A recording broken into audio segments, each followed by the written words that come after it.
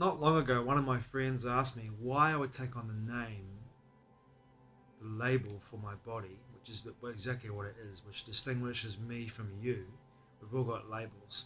And those labels that we're given when we're christened at birth, or if we're not christened, or if we're given a name at birth, when the baby comes and our parents give us a name, there's a resonance with every name. A name has a resonance to it. It's like casting a spell in my perception.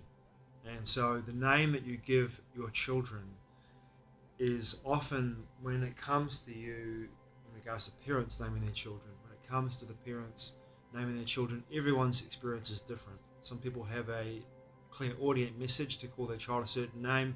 Others struggle with finding a name for their children. Others just pick names out of a book. Others just find names or hear names and they choose a name. Others use names of family members who've passed, or friends that have passed, and name their children after their past family members. My original Christian name is Paul Ronald Reed, and I was given that name actually almost at the very end of the time before the government would have given me a name, apparently because my parents didn't know what to call me. They had no idea. They wanted to use my father's name as my middle name, Ronald, but they had no idea, according to my mother, what they were going to call me. So they named me after one of the Christian saints, which is Saul, but anglicised as Paul. And I was Paul Ronald Reed till I was in my early 20s. And then I had an experience on the Canaan Downs, which I've done a video about, where I had a full-blown waking auditory experience, where I heard the name Pharaohs, and in my head like a mantra for about 18 hours, when someone triggered me into the experience of remembering that name. And the auditory experience, the auditory voice of this name, the name, like a man's voice saying Pharaohs over and over again, but it was in 3 syllables, Pharaohs. It wasn't one word, it was Pharaohs. Those 3 syllables together became one word in my phonetical understanding of the name, and I took it down and broke it into one word, Pharaohs, rather than in 3 syllables, Pharaohs. And funnily enough, when I took the name on in 1997 at the centre of New Zealand during a hummingbird experience, where a few of my friends who were transitioning from being male into female, this is back in 1997, and a couple other friends who took on new names due to the nature of their conscious awareness and then who they've become. I decided at that time, on the top of the hill of the centre of New Zealand with my friends, to take on this new name that I discovered at the gathering 1996, 97, Pharaohs. And so I said to my friends up there, I've chosen, in regards to the nature of my conscious awakening experience, I've chosen to take on this new name, Pharaohs. So they all yelled out, Pharaohs! Welcome, Pharaohs! So my name became Pharaohs rather than Paul Ronald Reed. Now the legal fiction, the last name, the sire name, Lysander, came in another way. Came in, and it's another story for another video. But in the name, regards to the name Pharaohs, I took on this name with not really understanding where it came from and what it was all about. But I met someone at the Festival of Possibilities in March that same year, 1997, who became a catalyst for me to remember the lifetime on Atlantis, where my name was Pharaohs. I was in a very different body, but with the same face. And my memory of that lifetime was tainted to some extent not by good memories, but by the bad memories, which I wrote about in the novel SANCTUM with Harmon Sueno. I wrote about my experience of doing something truly horrific to my own daughter, making her into a chimeric bodyguard, a chimera, making her into a between 7 to 8 foot tall cave lion humanoid creature that was a bodyguard to protect me from the forces that were wanting to bring me down because of the nature of what I was doing. And if you look at the Casey work Edgar Cayce work, I was working with the members of the Brotherhood of the Belial group, and I was possessed by a rogue Pleiadian element, energetic force, a rogue Pleiadian element, energetic force, that my body was, at least anyway, that was utilizing me to create these chimeric monsters.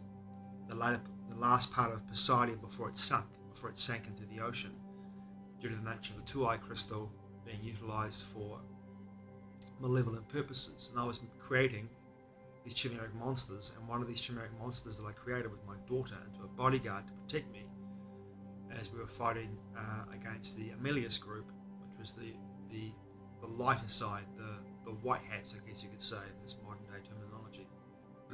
I was working for the black hats, the bad guys. So someone said to me not long ago, why would you take on a name of some shitbag from Atlantis, and like, you know now that what that shitbag did, but I didn't know at the time.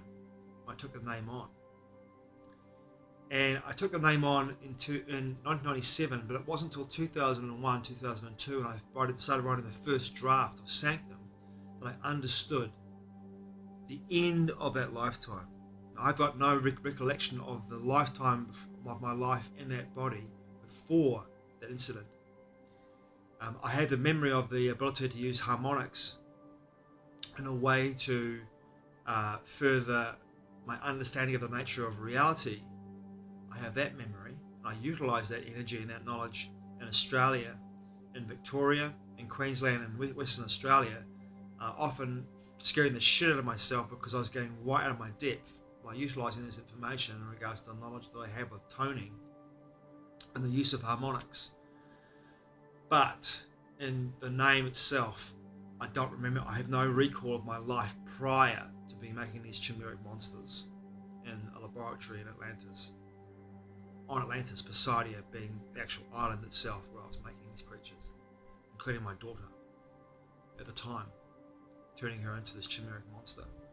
And funnily enough, one of my dear friends and a former lover of mine, Daniela, Italian, once said to me, no one can say Phareus.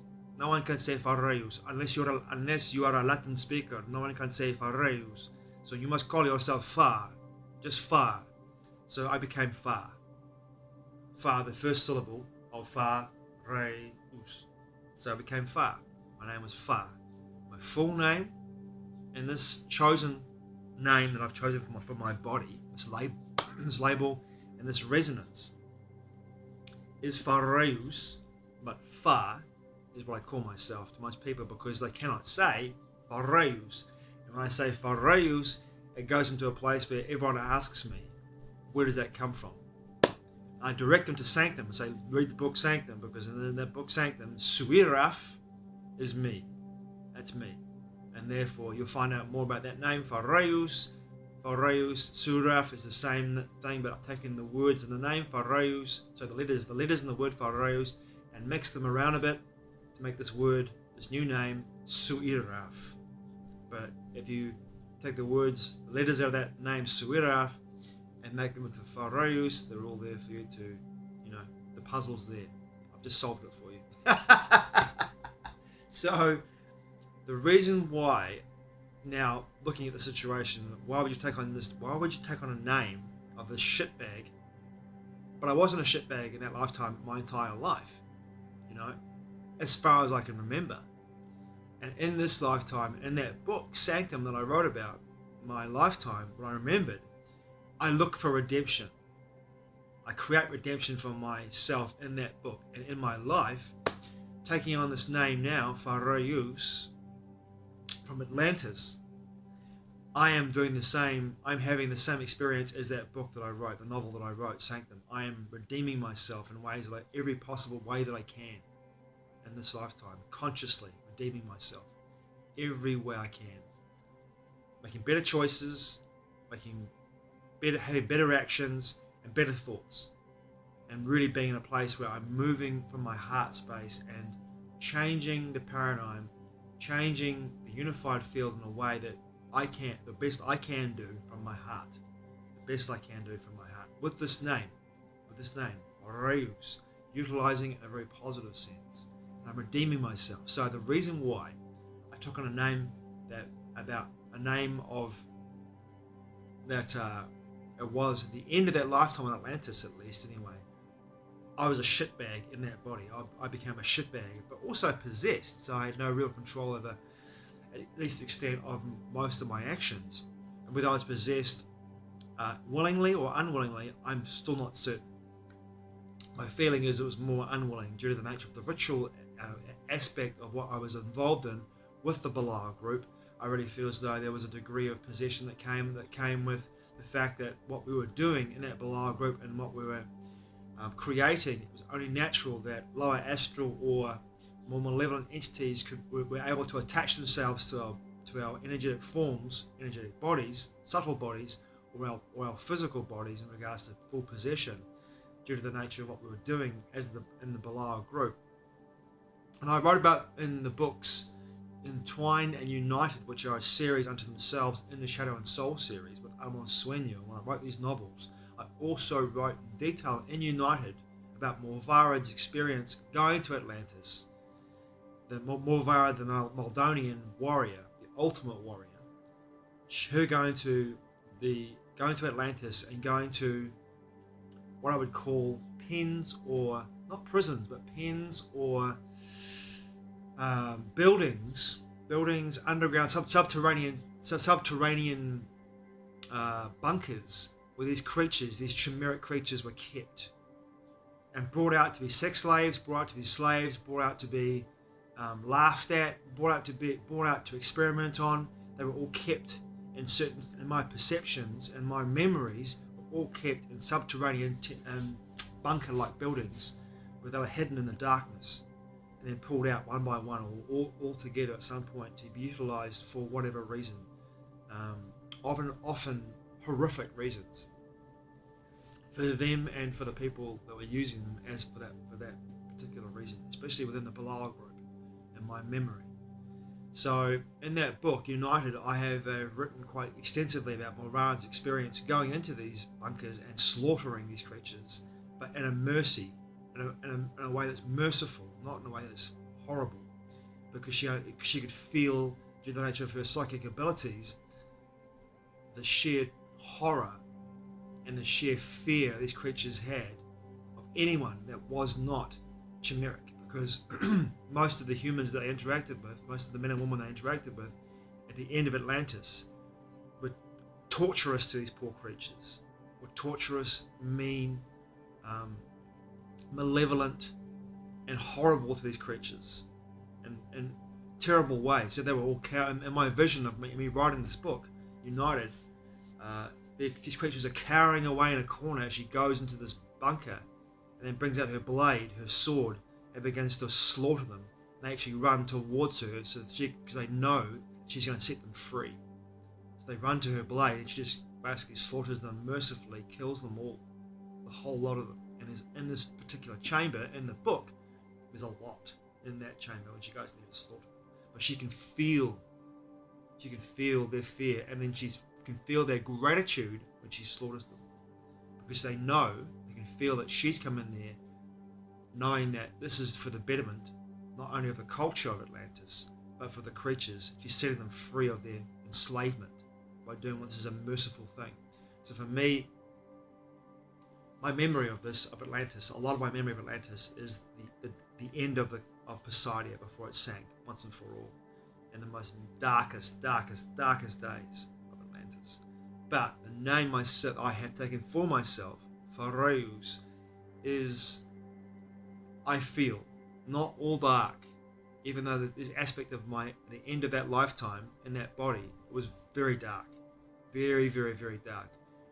As I wrote about in my book SANCTUM with Harmon Sueno, the novel I wrote, I looked for redemption in that lifetime, and in this lifetime I feel as though on some level taking that name on was about me in this lifetime redeeming that name and making it and finding a way to give it a more positive feeling behind it, to take it to a place where I was doing making better choices, better actions, and being a better man in this lifetime and redeeming that name, because as I said before in regards to my experience and my memory of Atlantis, it was hardly a name that I would want to be utilising or be called at the end of their lifetime, due to the nature of my actions, words, and deeds and thoughts in that end of that lifetime. But how ironic on some level, I think, as well. But also, this is definitely a guidance feeling to me, that my friend Daniela said, no, you must call yourself Far, P-H-A, and that's it, Far. And it kind of works. It works for me because it severs my connection to that lifetime on Atlantis on some level, maybe perhaps energetically, due to the nature of it's just one syllable, Far, rather than Fa, Re, Us, the three syllables, Fareus. So Far is who I am today. But the name Fareus has a past history for me in regards to incarnations, in regards to consciousness living in another body. In this lifetime, Fa is redeeming Fareus in a way that is positive, is powerful, and is clear. Thanks for watching. I truly appreciate it. Matewa. I'll see you again soon.